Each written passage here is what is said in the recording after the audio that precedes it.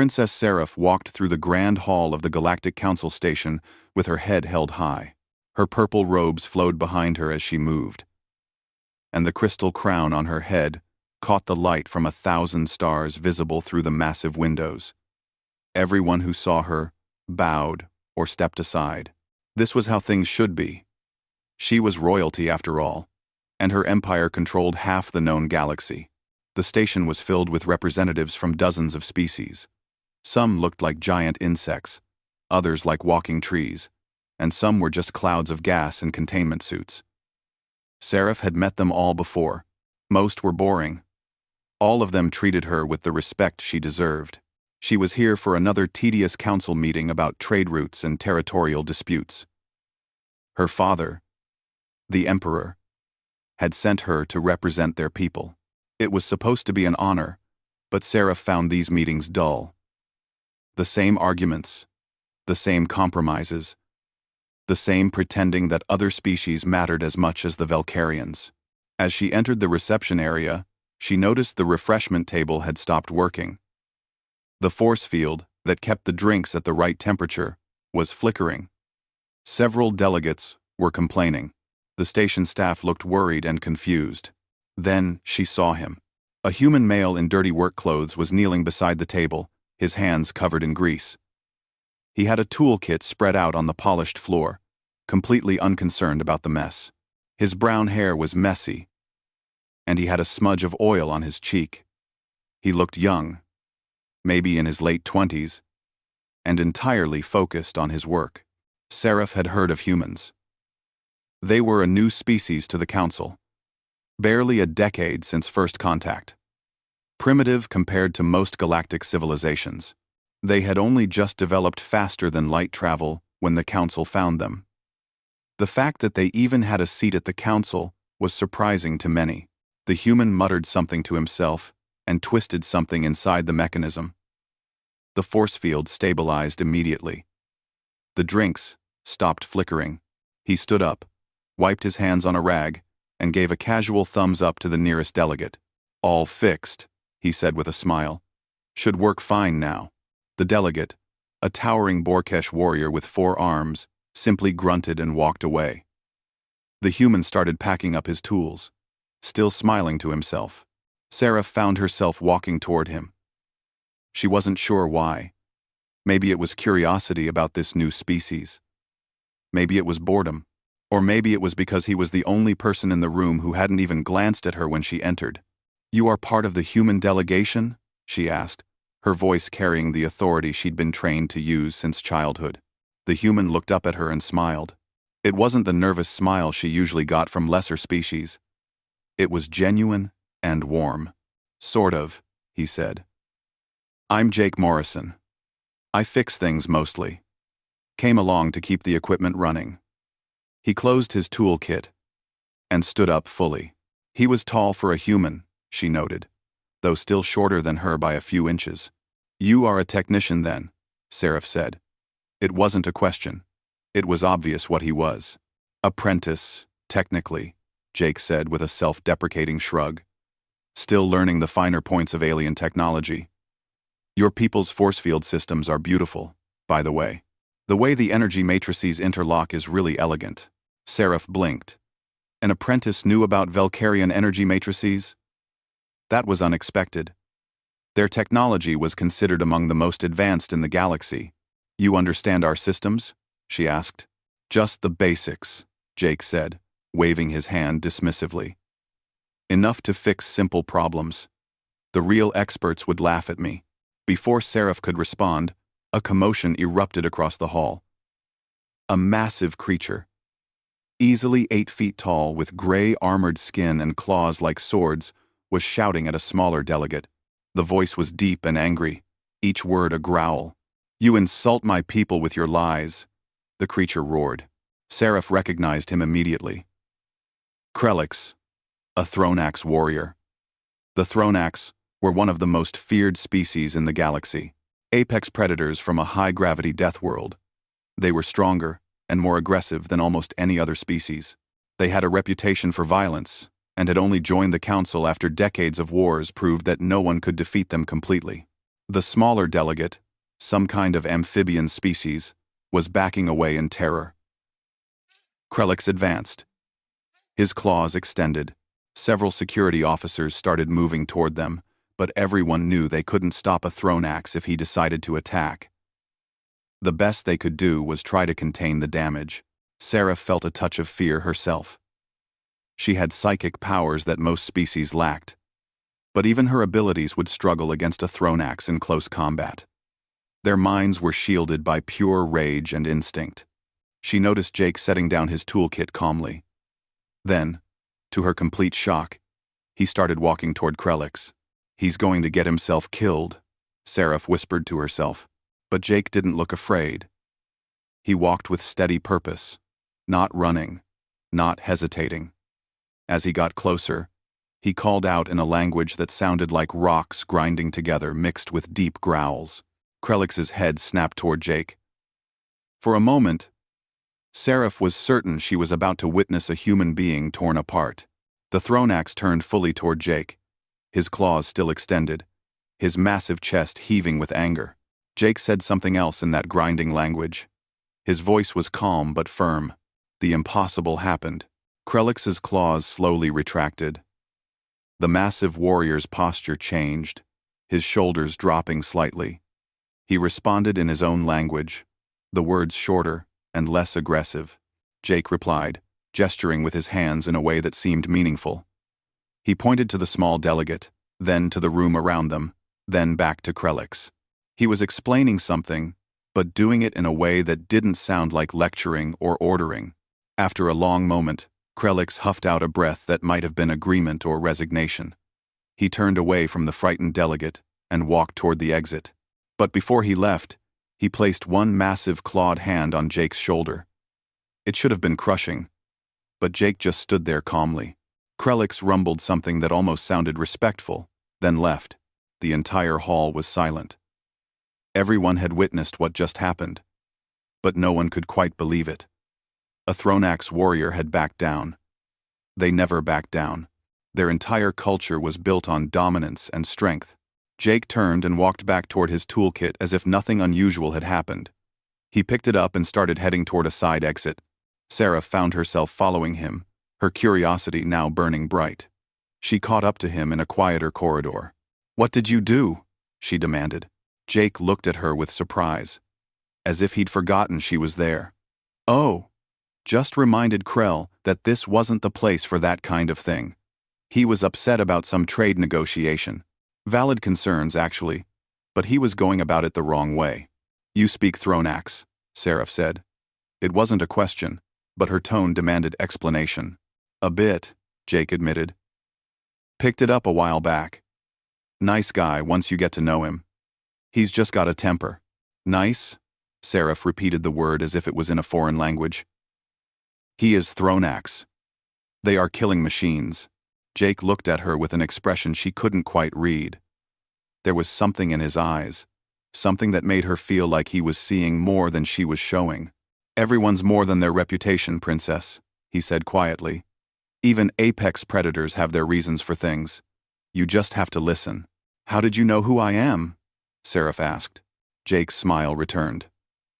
"The crown kind of gives it away. Plus, Captain Grant briefed us on all the important delegates. You're Princess Seraph Velkara. Your psychic abilities are supposed to be incredible." "They are," Seraph said automatically, then felt foolish for needing to assert it. "I'm sure they are." Jake agreed without any trace of mockery.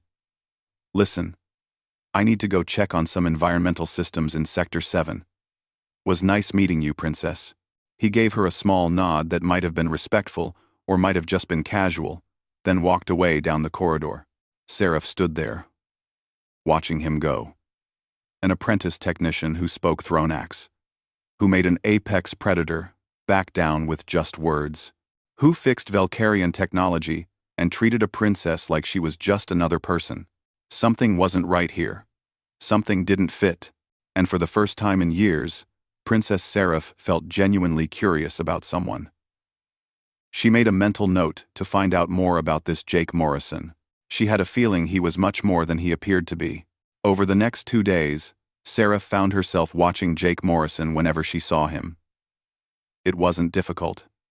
He seemed to be everywhere on the station, always fixing something or helping someone. She told herself it was just curiosity about this strange human, nothing more. She watched him repair a door panel while chatting easily with a Slith diplomat. The Esith were serpent-like creatures, known for their intelligence networks and paranoid nature. They trusted almost no one. Yet there was Jake, making the creature laugh at some joke while his hands worked on the complex wiring. She saw him in the cafeteria, eating something that looked like it came from Earth. He sat with a group that included a junior Krygon officer, 2 station maintenance workers, and what appeared to be a delivery pilot. They were all different species, all lower-ranked members of their delegations. Jake fit right in with them, sharing stories and listening to theirs. Seraph decided to use her resources. As a princess, she had access to most databases in the galaxy. She started searching for information about Jake Morrison. What she found was frustratingly vague. He was listed as a civilian specialist, attached to the human diplomatic mission. His education records showed he'd studied engineering and xenolinguistics, but many of the details were restricted.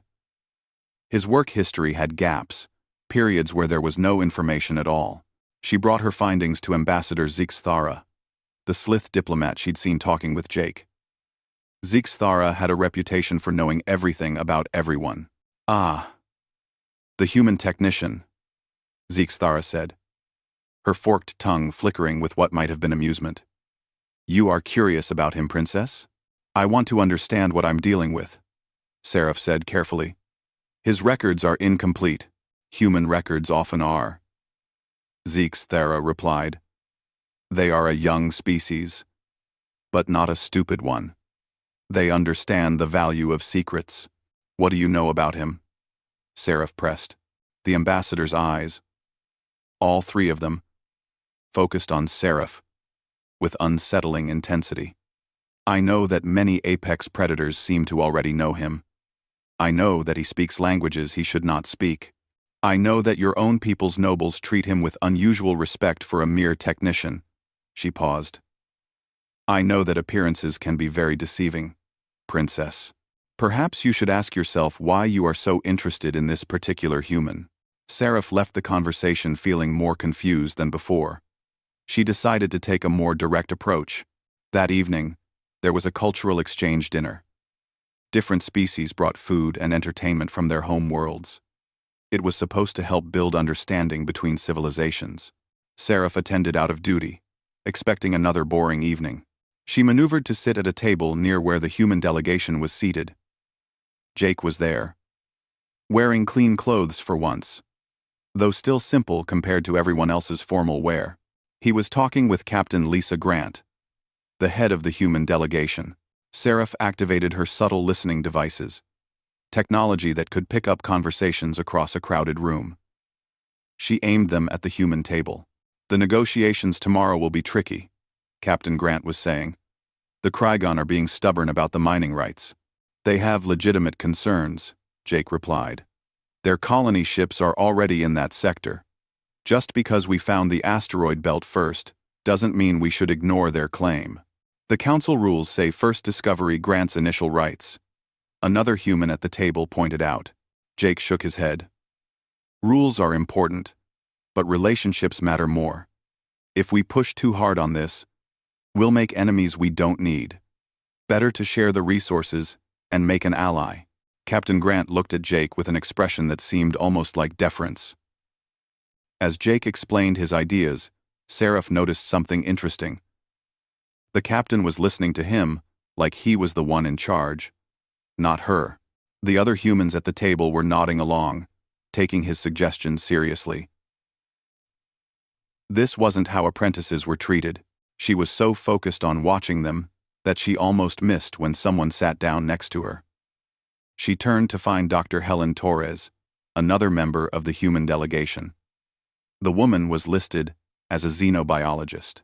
"Princess Seraph," Helen said with a warm smile. "I hope you don't mind me joining you. I've been hoping to learn more about Valkyrian culture." Seraph gave a polite smile. "Of course. They talked for a while about various cultural topics. Helen was intelligent and asked good questions. Sarah found herself actually enjoying the conversation. Then Helen casually mentioned Jake. "I see you've met Jake," Helen said. "He's quite good at making connections with people, isn't he?" "He is unusual," Sarah admitted carefully.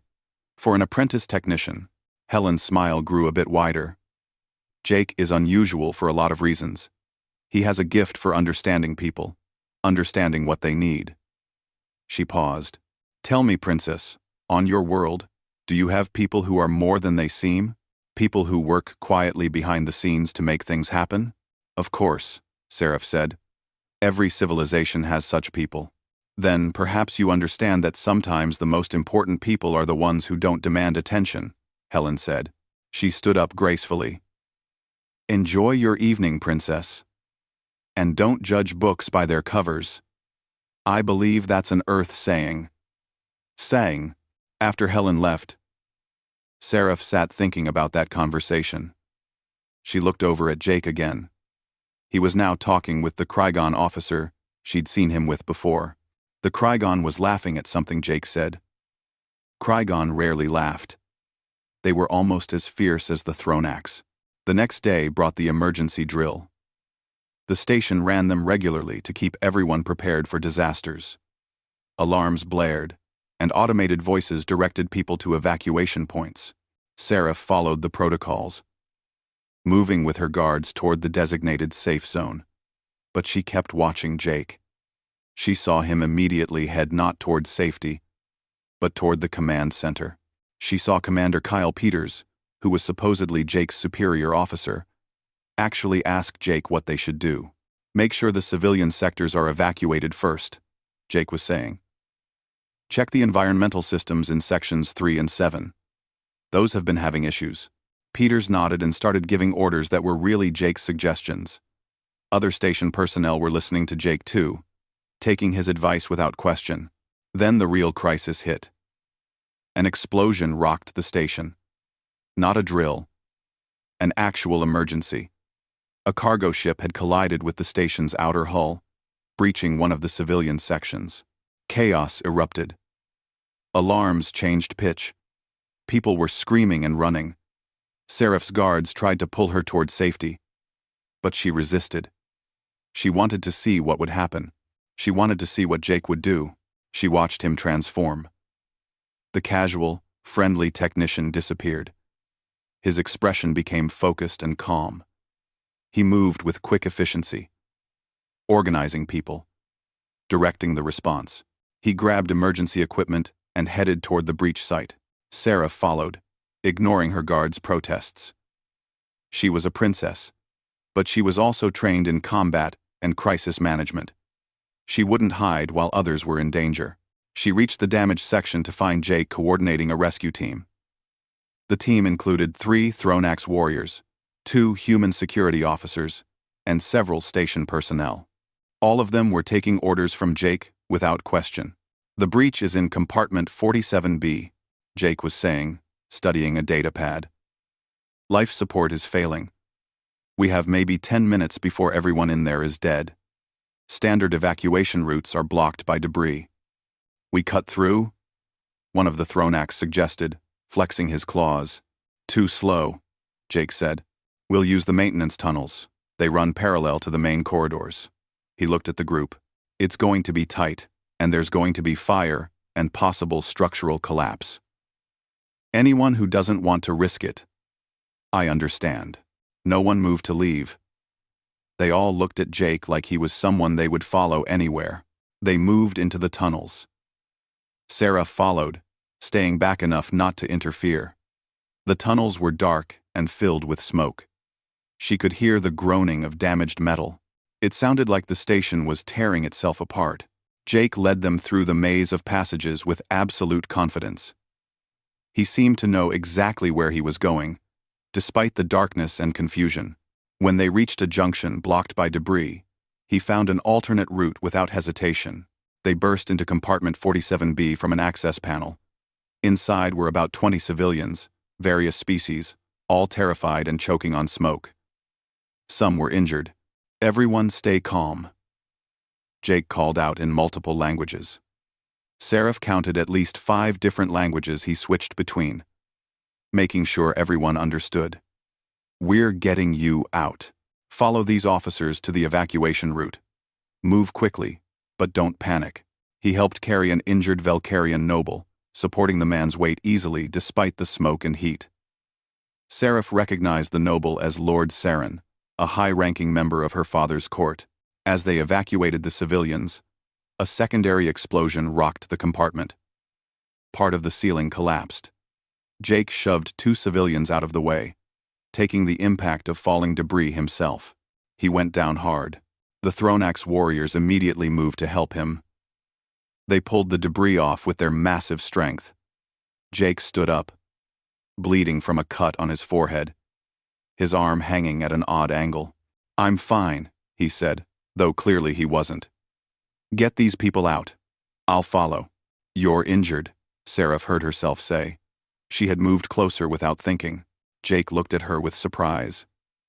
"Princess, you shouldn't be here." "Neither should you, with those injuries," she shot back. A small smile crossed his face despite the pain. "Yeah, well, job's not done yet. They got everyone out." Jake was the last to leave, making sure no one was left behind. Only when they reached safety did he finally let someone treat his injuries. A medic quickly set his dislocated shoulder. Jake barely flinched. Lord Saren approached, bowing his head to Jake. "You saved my life, Morrison. I am in your debt." Jake waved it off with his good hand. "Just doing what needed doing. Glad you're safe." But Seraph noticed how Lord Saren looked at Jake. It was the look someone gave to an equal, not to a mere technician. It was respect, genuine and deep. After things calmed down, Seraph finally cornered Commander Peters. "Tell me the truth," she demanded, using her royal authority. "What is Jake Morrison really?" Peters looked uncomfortable. "Princess, I don't have clearance to—" "I don't care about clearance," Seraph interrupted. "I just watched him lead a rescue mission like he was born to do it. I watched apex predators follow his orders without question. Tell me what he is." Peters sighed. "He's listed as a civilian specialist for a reason, Princess. That's all I can say. If you want more, you'll have to ask him directly." That night, Seraph lay in her quarters, thinking about everything she'd seen. Jake Morrison spoke languages he shouldn't know. He commanded respect from species that gave respect to no one. He led rescue missions with the skill of a trained military officer. He fixed technology, negotiated disputes, and made apex predators back down. What kind of apprentice could do all that? The answer was obvious. No apprentice could, which meant Jake Morrison was lying about who and what he was. The question was why, and what was he really? The next morning, Seraph used her highest level of security clearance. As a crown princess, she had access to databases that most people didn't even know existed. She searched for Jake Morrison again, this time digging deeper. Most of his file was still restricted, but she found something. A mission report from 5 years ago. Before humanity had even joined the Galactic Council, the report was heavily redacted, with most details blacked out. But certain words jumped out at her. First contact scenario. Hostile situation. Commander Morrison. And negotiated peaceful resolution. Commander. Not apprentice. Not technician. Commander. She kept searching and found references to other missions. Again, most details were hidden, but a pattern emerged. Jake Morrison had been involved in multiple first contact situations with species throughout the frontier regions. Some of those species were known as extremely dangerous. All of the missions had ended without major conflict. Seraph sat back, her mind racing. Jake wasn't just pretending to be an apprentice. He was actively hiding his real role. But why? What purpose did it serve? Her thoughts were interrupted by an announcement. The council was convening for the main negotiation session. The territorial disputes that had brought everyone here would finally be addressed. She made her way to the Grand Council chamber. The room was enormous, with seating arranged in a circle so that no species appeared more important than another. Well, that was the theory anyway. Everyone knew which species really held power. The negotiations began with the usual formal speeches. Representatives from various species stated their positions on the disputed territories. The frontier regions of space were rich in resources, and everyone wanted a piece. Then War Chief Draknor stood up. The leader of the Krygon delegation was even more imposing than Krellix. He stood nearly 9 feet tall, with dark red scales and eyes that glowed like hot coals. The Krygon were reptilian warriors who had conquered dozens of worlds. Their empire was built on strength and honor through combat. "The Krygon Dominion will not yield our claim," Draknor announced, his voice like thunder. "We have colonized the disputed sector. We have bled for it. It is ours by right of conquest." Several other delegations protested. The room erupted into arguments. Seraph watched as the council arbiter tried to restore order. Captain Lisa Grant stood up from the human section. "We request a recess to consider our position." The arbiter granted it. Everyone filed out of the chamber for a break. Seraph watched the human delegation gather in a side room. She positioned herself where she could observe them through the transparent walls. Captain Grant was speaking urgently to Jake. She couldn't hear the words, but she could see the body language. The captain was asking for something, and Jake was reluctant. Finally, he nodded. When the council reconvened, something unexpected happened. Captain Grant stood and said, "The human delegation requests permission for civilian specialist Jake Morrison to address the council." A murmur went through the chamber. It was unusual for anyone other than official delegates to speak at these negotiations. The arbiter looked uncertain, but finally agreed. Jake stood and walked to the center of the circular chamber. He looked small down there. Just one human surrounded by hundreds of aliens, many of them much larger and more powerful than him. Seraph expected protests. She expected other delegations to object to this breach of protocol. Instead, something strange happened. War Chief Draknor, who had been about to walk out, slowly sat back down. His glowing eyes fixed on Jake with an intensity that should have been terrifying. Krellix, sitting in the Thronax section, leaned forward with interest. Several other apex predator species representatives were doing the same. They were all watching Jake like he was something important, something that demanded attention. Jake began to speak. "Honored delegates, I know I'm not supposed to be here. I'm just a technician, after all." He said it with a slight smile that made Seraph think he was making a joke she didn't understand. "But I've spent time in the frontier regions. I've seen what these territorial disputes look like from the ground level." He started telling a story. He spoke about Earth's history, about how different groups of humans had once fought over territory and resources. He talked about predators and prey, about ecosystems and balance. "On my world," Jake said, "we had many apex predators. Big cats, bears, wolves, even humans ourselves. These predators competed for the same territories, the same food sources. The competition was fierce. Many species went extinct because they couldn't adapt." Seraph listened, fascinated despite herself. Where was he going with this? "But here's the interesting part," Jake continued. "The predators that survived weren't always the biggest or the strongest. They were the ones who learned that territory isn't just about dominance. It's about sustainability. It's about understanding that sometimes sharing a hunting ground makes more sense than fighting over it." He turned to face Draknor directly. Then Jake did something that shocked everyone in the room. He spoke in perfect Krygon, using what Seraph's translator identified as ancient ceremonial dialect. She didn't understand the words, but she understood the tone. It was respectful, but firm, acknowledging strength while suggesting wisdom. Draknor's eyes widened. He responded in the same ancient dialect, asking something. Jake answered. And then he did something even more shocking. He referenced specific events from Krygan history. He talked about the Battle of Seven Suns, where the Krygan had faced an enemy they couldn't defeat through force alone. He spoke about how the great Krygan warchief of that era had chosen strategic alliance over glorious defeat. Your people have a saying, Jake continued in the common galactic language so others could understand. Victory through wisdom is greater than victory through blood. The strongest warrior is the one who wins without fighting. Sarah felt her breath catch. Those were sacred words to the Krygan. How did Jake know them? More importantly, how did he dare speak them in this context? Draknor stood slowly. The entire chamber fell silent. Everyone expected an explosion of rage. The Krygan didn't appreciate outsiders quoting their sacred texts. Instead, Draknor spoke in a measured tone.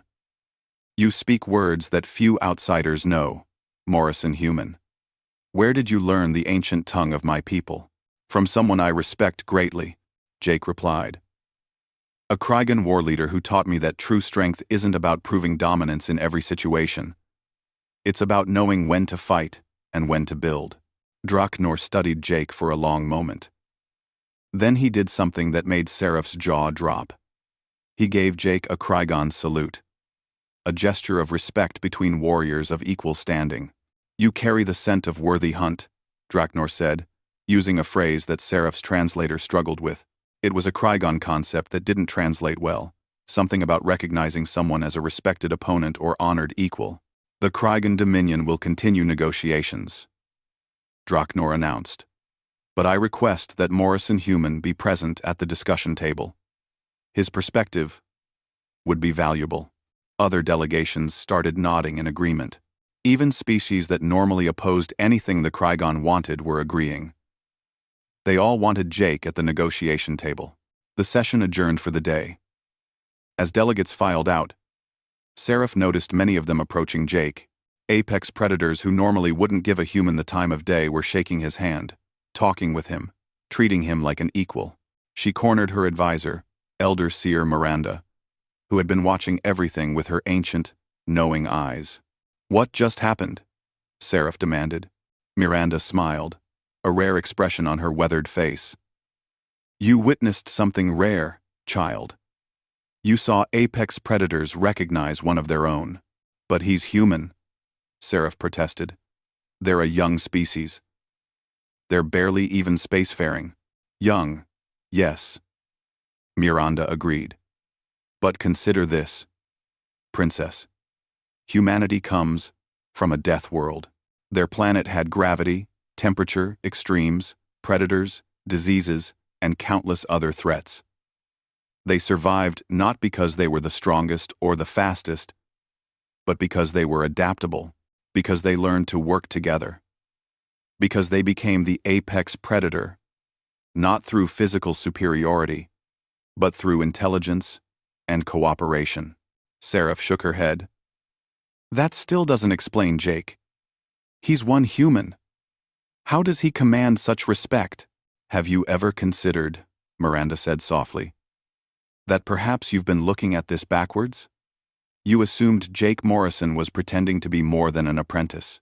What if he's actually pretending to be less than he really is? Those words haunted Seraph for the rest of the day. She used every resource at her disposal to dig deeper into Jake's background. She finally found a contact, someone who had served on a frontier outpost years ago.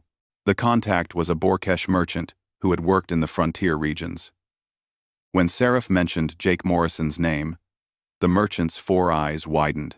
Morrison human? The merchant said. I know that name. He came to our station during the 3-way crisis. What crisis? Seraph asked. 5 years ago, in the Theta sector, the merchant explained. 3 apex predator species, all claimed the same system. Thronax, Krygan, and the Vorkesh swarm. All 3 had ships in the system. All 3 refused to back down. We thought there would be war. What happened? The humans sent a small expedition, just 1 ship. The other species thought they were prey, coming to be eaten. But then this one human, Morrison, he went to each species alone. He met with their leaders, ate with them, hunted with them, fought with them. By the end of 2 months, all 3 species had agreed to share the system. The merchant leaned closer. I was there. I saw him with the Thronax war pack. They accepted him as packmate, something they never do with outsiders. I saw him face a Krygon champion in ritual combat and fight him to a standstill. I saw him navigate Vorkesh swarm politics, which even we don't fully understand. He turned enemies into allies. Seraph felt cold. What is he? What's his real position? Officially, I don't know, the merchant said. But unofficially, he's what humans call a bridge builder.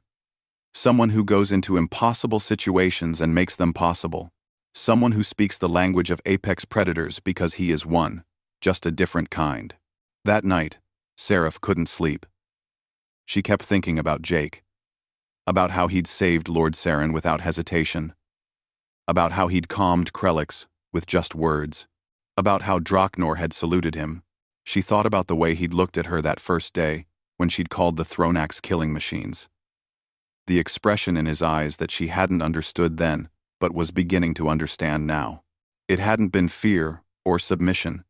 It had been patience, like he was waiting for her to figure something out. The next day, she did something she'd never done before. She went looking for Jake. Not as a princess investigating a mystery, but as someone who wanted answers directly from the source. She found him in one of the observation lounges, looking out at the stars. He was alone, holding a cup of something hot. His posture relaxed. Jake Morrison, she said, walking up beside him. He turned and smiled. Princess Seraph. Can't sleep?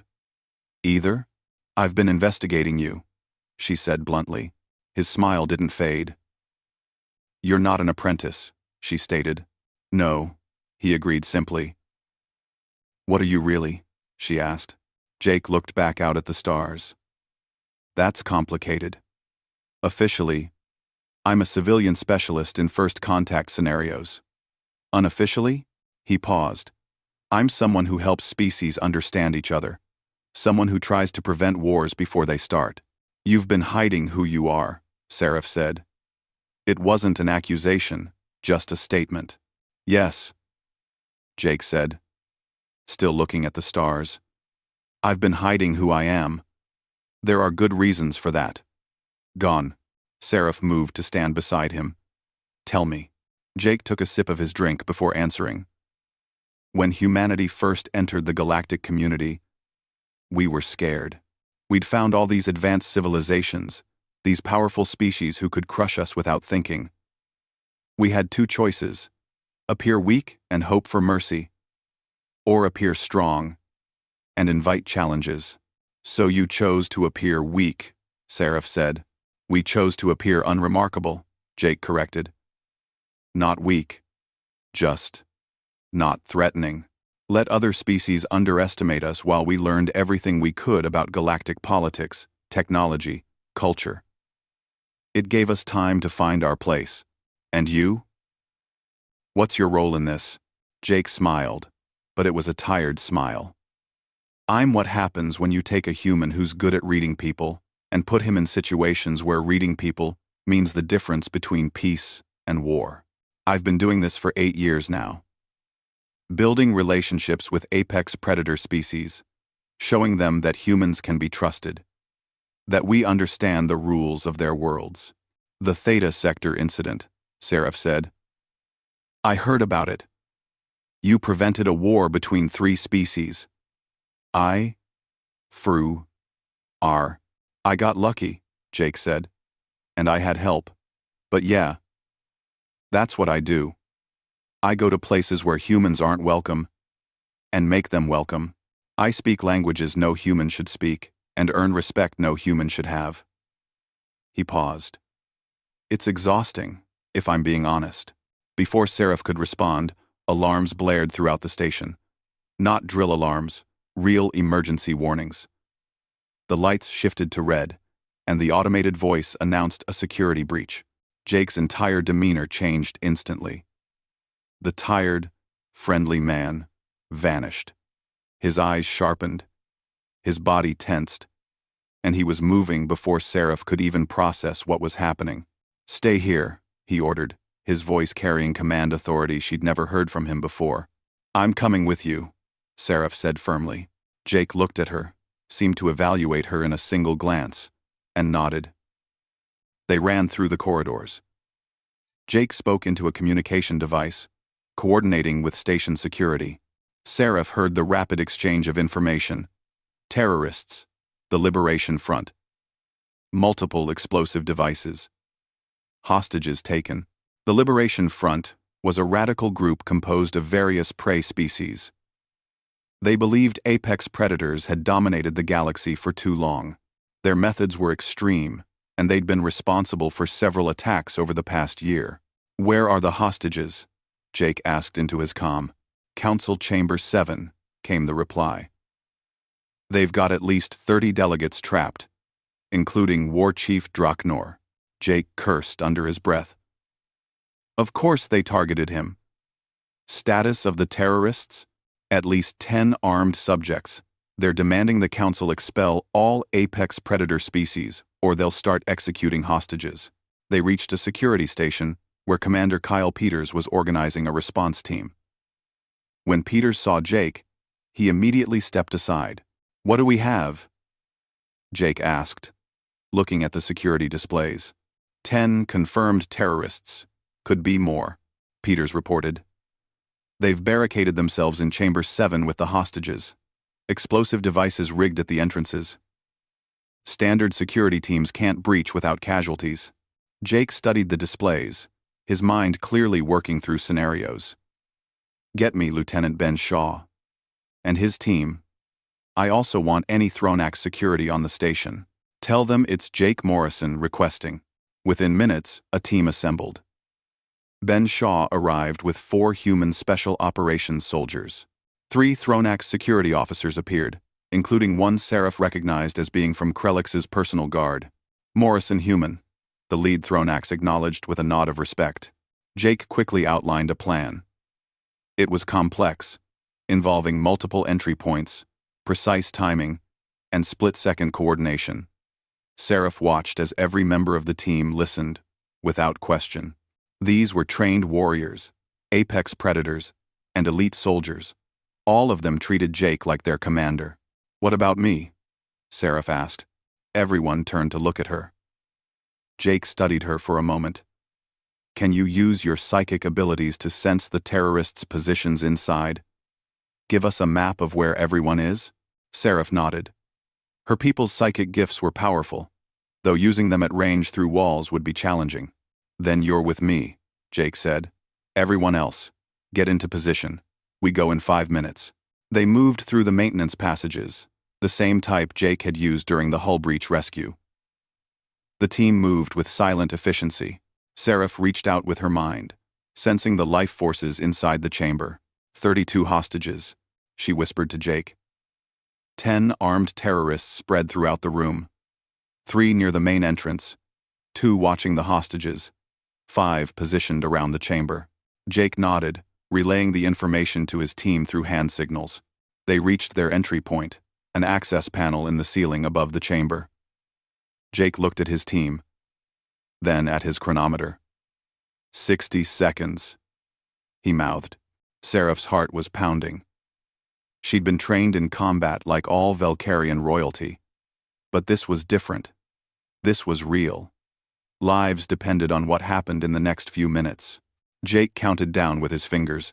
5, 4, 3, 2. They breached. Everything happened fast. The team dropped into the chamber in perfect coordination. The Thronax security officers went straight for the terrorists near the hostages, their natural speed and strength overwhelming the attackers before they could react. Jake and Ben Shaw's team moved like they shared one mind, each covering the other, advancing on the remaining terrorists with practiced precision. Seraph watched in awe as Jake disarmed one terrorist, disabled another, and secured a third in the span of seconds. One of the terrorists reached for a detonator. Jake shot it out of his hand with a weapon he'd acquired somewhere. The terrorist screamed and dove for it.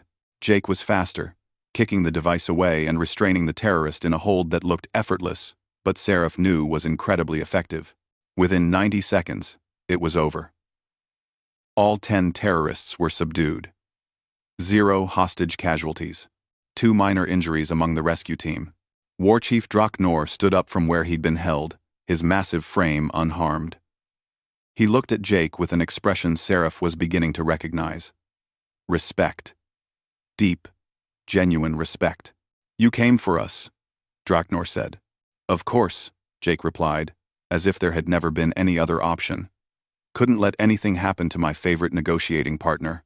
Draknor laughed, a deep rumbling sound. "You are strange, Morrison human. You fight like apex predator, but you protect like prey guardian." "What are you?" Jake smiled. "Just someone trying to keep the peace." Medical teams arrived to treat the hostages. Station security took the terrorists into custody. Jake coordinated everything, making sure every detail was handled properly. Seraph watched one of the terrorists spit at Jake as they dragged him past.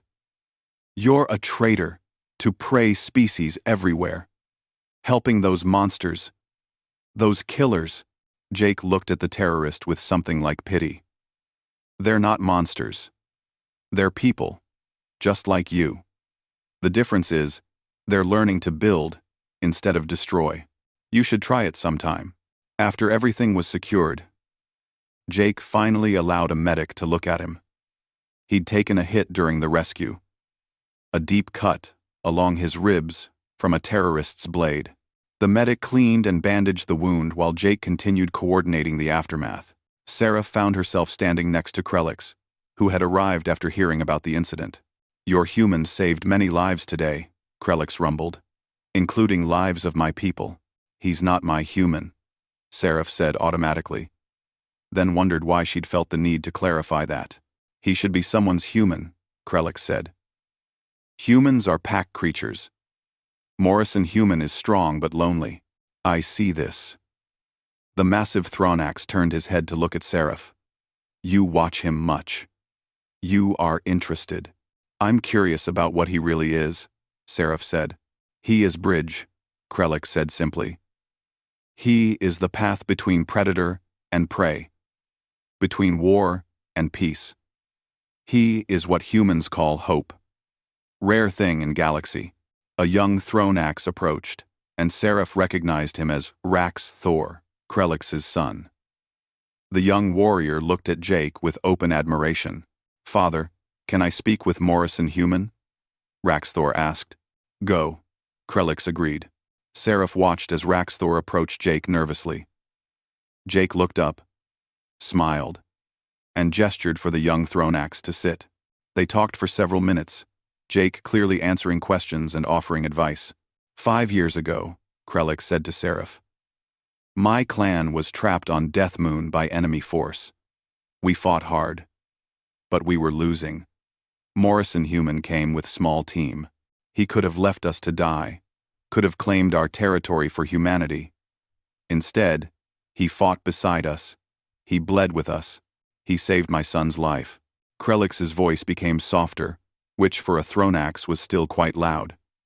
"After battle, I asked him why. Why help us? We were enemies to humanity then. He said something I never forget. He said, 'Because it was the right thing to do. Because your son deserves to grow up with his father. Because maybe if I help you today, you'll help someone else tomorrow.'" The massive warrior looked at Seraph with his predatory eyes. "That is when I understood. Morrison human is not prey pretending to be predator. He is predator who chooses kindness. Most dangerous thing in galaxy is strong creature that controls its strength." Those words echoed in Seraph's mind as she watched Jake finish his debriefing with station security. He was exhausted. She could see that. The wound in his side had to hurt, though he showed no sign of it. But he kept going, making sure everyone was safe, everyone was cared for. Captain Lisa Grant approached him, spoke quietly. Jake shook his head at something she said, then finally nodded. They walked together toward the human delegation quarters. Seraph realized something in that moment. She'd spent her whole life being taught that strength meant power, that respect came from dominance. But Jake Morrison had shown her something different. He had power but chose not to display it. He commanded respect not through dominance, but through action. He was strong enough to be kind, powerful enough to be gentle, and somehow, that made him more impressive than any apex predator she'd ever met. Later that evening, Seraph sent a formal request through diplomatic channels. She wanted to speak with Jake Morrison privately, not as an investigation, not as an interrogation. As someone who wanted to understand, the message came back within an hour. Jake agreed to meet her in one of the station's private conference rooms. When Seraph arrived, she found him already there, looking out the window at the stars. He'd changed clothes, and the wound on his side was properly bandaged, but she could see the exhaustion in his posture. "Thank you for meeting me," Seraph said as she entered. Jake turned and gave her a small smile. "Of course. Though, I have to admit, I'm curious why a princess wants to talk to a fake apprentice technician." Seraph sat down at the table, and Jake joined her. For a moment, they just looked at each other. Then Seraph asked the question that had been burning in her mind. "Why do you pretend to be less than you are?" Jake leaned back in his chair, considering his answer. "It's not about being less. It's about being underestimated. When people think you're not important, they relax around you. They say things they wouldn't say otherwise. They don't feel threatened, so they don't get defensive. But you're important," Seraph insisted. "Why hide it?" "Because the moment everyone knows what I can do, I become a target," Jake explained. "I become someone to challenge, someone to test themselves against. Apex predators respect strength, but they also feel compelled to measure themselves against it. If I walk into a room as Commander Morrison, war hero, first contact specialist, suddenly every warrior there wants to prove they're stronger." He gestured to the window, to the vast expanse of space beyond. "But, if I'm just Jake, the friendly technician who fixes things, then I can actually talk to people. I can build relationships. I can find peaceful solutions before pride and honor demand violence." "That seems like a heavy burden," Seraph said softly. "It is," Jake admitted. "Some days, I'm tired of pretending. Tired of being underestimated on purpose. Tired of letting people think humans are harmless." He looked at her directly. "But then I remember what's at stake. Every war I prevent. Every alliance I help build. Every life saved.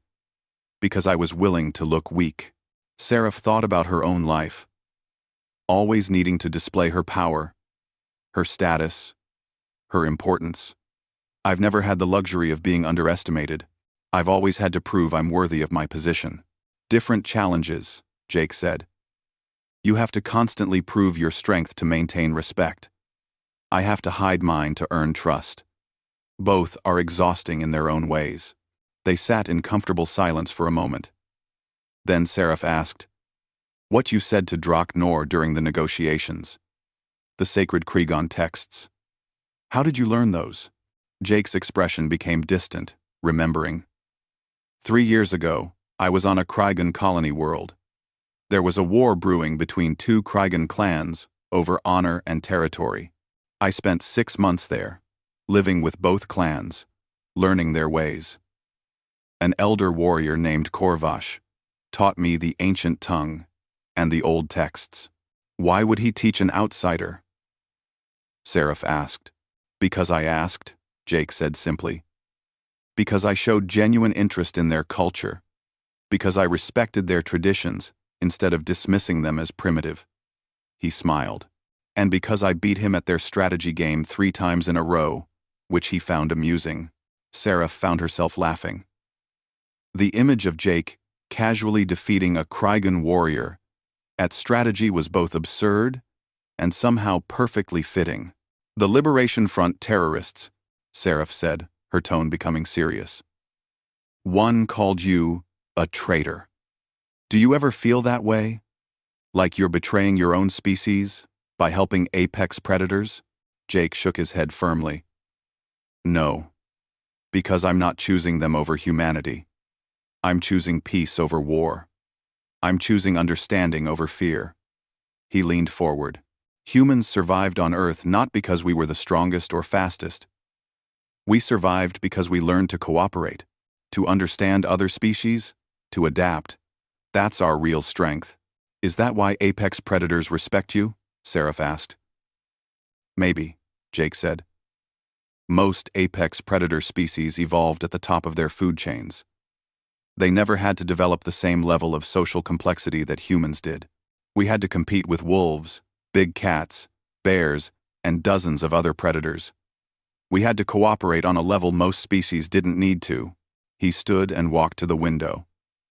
When a Thronax looks at me, they see a predator who doesn't challenge them directly. When a Krygon looks at me, they see a warrior who fights smart instead of hard. When any apex predator looks at me, they see something that fits their worldview, but also challenges it. That creates respect. Seraph joined him at the window. And when I look at you, what should I see? Jake turned to her, and in his eyes, she saw depth she hadn't noticed before. You should see someone who's tired, but won't stop. Someone who believes in peace, but knows how to fight. Someone who represents humanity's hope that we can find our place in the galaxy without becoming monsters or victims. You're more than just a bridge, Seraph said. You're proof that strength and kindness can exist together. That's what I hope for, Jake said quietly. That's what humanity hopes for. That we can show the galaxy there's another way. The next day, the council reconvened for the final negotiation session. This time, Jake sat at the table, not as an observer, but as an official participant. His cover was completely blown, but that seemed to work in everyone's favor. War Chief Draknor presented a proposal that incorporated many of Jake's suggestions from before. The disputed territories would be shared, with specific zones allocated based on each species' needs. Resource extraction would be cooperative rather than competitive. Defense of the sector would be a joint responsibility. Other species added their own conditions and modifications. Jake facilitated the discussion, helping translate not just languages, but cultural concepts and values. When the Thronax representative bristled at what seemed like an insult from the Valkyrian delegation, Jake explained the cultural context that showed it was actually a compliment. When the Slith diplomat tried to add hidden clauses that would give them unfair advantage, Jake politely but firmly pointed them out and suggested fairer alternatives. After hours of negotiation, a treaty was drafted. Every species had compromised. No one got everything they wanted, but everyone got something they could accept. As delegates signed the treaty, Seraph watched Jake. He looked exhausted but satisfied. This was what he lived for, she realized. These moments when war became peace, when enemies became allies, when understanding triumphed over violence. After the signing ceremony, there was a celebration. Different species mingled, sharing food and drink, talking about the future rather than past conflicts. Seraph noticed how many delegates approached Jake, thanking him, offering respect, inviting him to visit their worlds. Krelix approached with his son Rax Thor. The young Thronax bowed to Jake in the traditional warrior greeting. Morrison Human, my son wishes to ask you something, Krelix said. Rax Thor stepped forward, nervous but determined. Jake looked surprised and honored. I would be honored to share what I know. Though I should warn you, it's mostly just learning to listen and understanding that everyone has their own perspective. That is what I wish to learn, Rax Thor said. How to see through others' eyes. War Chief Draknor also approached. The Krygon Dominion extends invitation to Morrison Human. Visit our homeworld. Meet our people. You have earned this honor. Krygon.ming. Krygon.ming. Krygon.ming. I'd like that, Jake said. Thank you, War Chief. Seraph felt a strange emotion as she watched these exchanges. It took her a moment to identify it. Pride. She was proud of Jake, proud of what he'd accomplished. proud of what he represented. Later, as the celebration wound down, Seraph found Jake alone again, standing in an observation area. She joined him without saying anything at first. "You're returning to your empire soon," Jake said. It wasn't a question. "Yes," Seraph confirmed. "My father has summoned me. He wants to hear my full report on the summit." "What will you tell him?" Jake asked. Seraph thought carefully before answering. "I'll tell him that I learned something important here. That strength isn't always about power. That the most dangerous predators are the ones secure enough to show restraint." She paused. "I'll tell him about a human who taught me that being underestimated can be a choice, not a weakness." Jake smiled. "That's kind of you to say."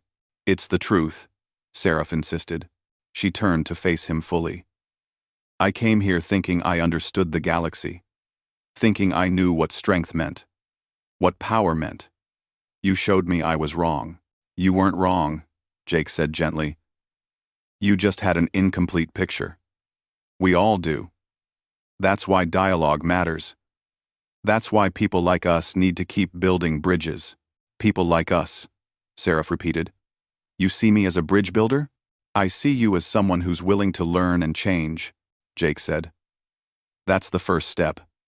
The fact that you investigated me, questioned your assumptions, and came to talk to me directly, instead of just dismissing me, that shows wisdom." Seraph felt something warm in her chest at his words. "If I need advice in the future about dealing with apex predators or first contact situations, could I contact you?" "Any time," Jake promised. "That's what I'm here for." Months passed. Seraph returned to her empire and found herself thinking often about the lessons she'd learned at the summit. When faced with aggressive species on their borders, she applied Jake's principles. When her advisors recommended shows of force, she instead suggested dialogue and understanding.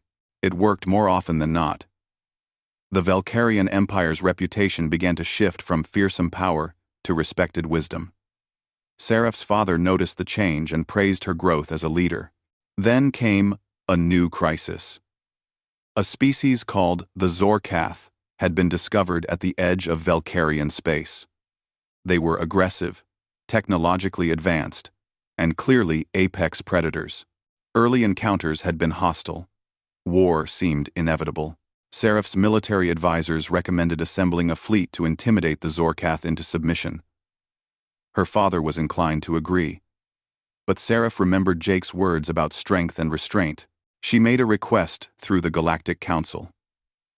Would civilian specialist Jake Morrison be available for consultation? Jake arrived 2 weeks later.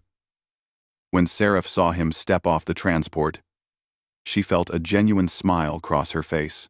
He looked the same as before, dressed in simple clothes, carrying a worn bag, looking like nothing special. But she knew better now.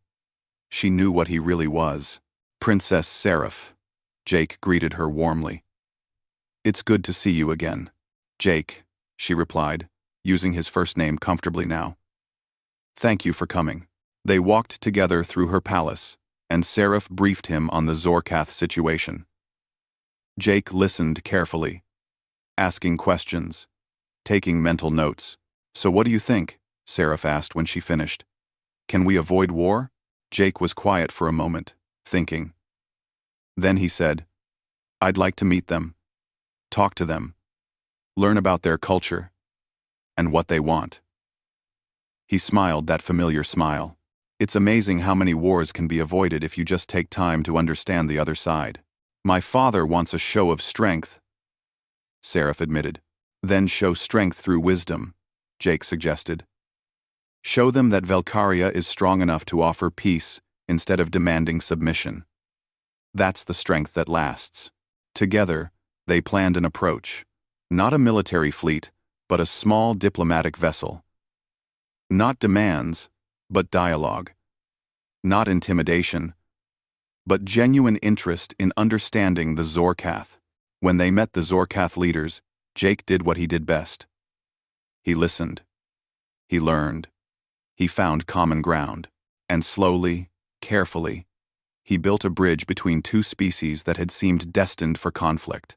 Seraph watched him work, and she found herself learning new techniques, new approaches, new ways of thinking about problems. She participated in the negotiations, applying everything Jake had taught her, everything she'd learned from watching him. After 3 weeks of intense negotiation, they achieved what many thought impossible. The Zorkath agreed to peaceful coexistence. Trade agreements were drafted. Cultural exchanges were planned. War was averted. On the last night before Jake returned to human space, Seraph invited him to walk in her palace gardens. The twin moons of her homeworld cast silver light over the carefully maintained plants. "You've done well," Jake said as they walked. "The way you handled the negotiations, the respect you showed the Zorkath while still maintaining your authority. That was impressive."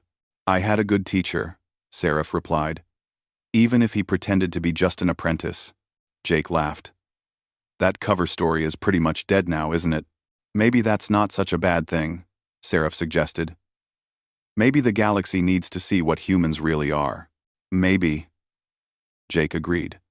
"Though I think I'll keep being underestimated for a while longer. It still has its advantages." Rate 1. I maybe underestimated. I decepti. They reached a quiet spot overlooking a reflecting pool. Seraph turned to face him. "Jake Morrison, I want you to know something. You changed how I see the galaxy. You changed how I see leadership, strength, and what it means to be powerful. Thank you for that." Jake looked genuinely touched. "You're welcome, Princess. But really, you just learned to see what was always there. The potential for peace exists in almost every conflict. Sometimes people just need someone to point it out." "Will you come back?" Seraph asked. "When we need your wisdom again?" "Whenever you call," Jake promised. "That's what friends do. Friends." Seraph realized that's what they'd become. A human bridge builder. And a Valkyrian princess. An unlikely friendship, but a real one. As Jake's ship departed the next day, Seraph stood on the palace landing platform, watching it rise into the sky. Her advisor, Elder Miranda, joined her. "You have learned much from the human," Miranda observed. "I have," Seraph agreed. "I learned that the most dangerous predators are the ones who don't need to prove it. I learned that strength without wisdom is just violence. I learned that being underestimated can be a choice. And sometimes, the best choice." "And what will you do with these lessons?" Miranda asked. Seraph watched Jake's ship disappear among the stars. "I'll use them to make our empire better. Stronger not through fear, but through respect. Powerful not through domination, but through wisdom." "That is good," Miranda said. "That is how true apex predators behave. They are secure in their strength, so they don't need to constantly display it." As they walked back to the palace, Seraph thought about Jake's words. When you're secure in your own power, you don't need everyone else to acknowledge it constantly. She understood now. Real power was quiet. Real strength was restrained. Real leadership was about building up others, not tearing them down. Jake Morrison had appeared to be just an apprentice. But he had taught a princess lessons about power that all her royal training had never covered. He had shown an empire a better way to interact with the galaxy, and in doing so, he had proven what humanity could be. Not the strongest species, not the most advanced, not the most feared, but perhaps the most needed. The bridge builders, the peacemakers, the ones who understood that the highest form of strength was knowing when not to use it. Somewhere in the vast darkness of space, Jake Morrison was probably already heading to his next assignment. Another conflict to resolve, another war to prevent, another bridge to build, and whenever the galaxy needed him, he would be there, looking like nothing special, acting like just another technician, until the moment came when apex predators needed to step back, and they would, because they recognized one of their own. A different kind of predator. The most dangerous kind. The kind that chose peace.